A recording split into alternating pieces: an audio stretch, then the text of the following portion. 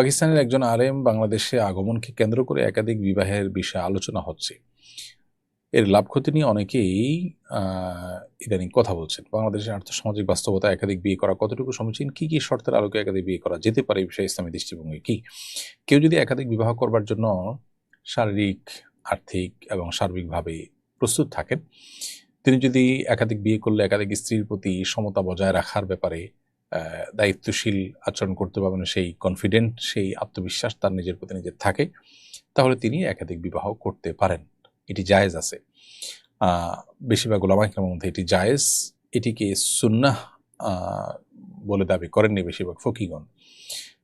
কিন্তু একদিকে যেমন একাধিক বিয়ে করাটাকে দোষী বিষয় মনে করা হয় আমাদের সমাজে, সেটা যেমন একটি দুর্ভাগ্যজনক বিষয়, একটা শরিয়া সিদ্ধ বিষয়, নবী সাল্লাল্লাহু আলাইহি ওয়াসাল্লামের জীবনে যেটার উপর আমল ছিল, সেরকম একটা বিষয়কে আপনার আসামির কাঠগড়ায় দাঁড় করানোর একটা প্রবণতা যেন আমরা দেখি, বা সেটাকে দোষের চোখে দেখার একটা প্রবণতা যেরকম আমাদের সমাজে লক্ষ্য করা যায়।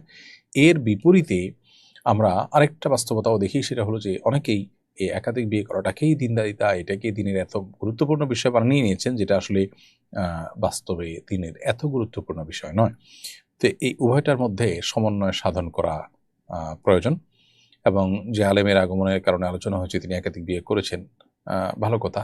সেখান থেকে এটা নিয়ে আলোচনা হচ্ছে। আলোচনা হওয়াটা দোষের কিছু নয়, কিন্তু প্রত্যেকটা মানুষকেই এক্ষেত্রে আপনার প্রান্তিকতা পরিহার করে মধ্যম পন্থা অবলম্বন করতে হবে।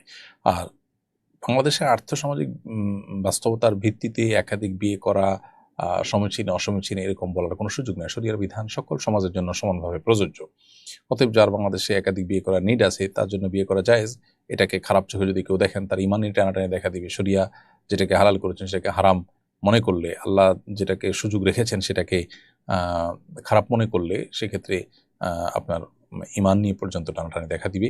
এটা বাংলাদেশের আর্থসামাজিক ব্যবস্থার জন্য আলাদা কোনো বিধান এখানে প্রযোজ্য নয় শরিয়া দৃষ্টিকোণ থেকে। সো অন্য 10 জায়গায় যেরকম বিয়ে করতে হলে ইনসাফ বজায় রাখতে হবে, শারীরিক এবং আর্থিক এবং সার্বিক সক্ষমতা থাকতে হবে, বাংলাদেশেও একাধিক বিয়ে করতে হলে আপনাকে সেই জিনিসটি আপনার থাকতে হবে, নিশ্চিত করতে হবে।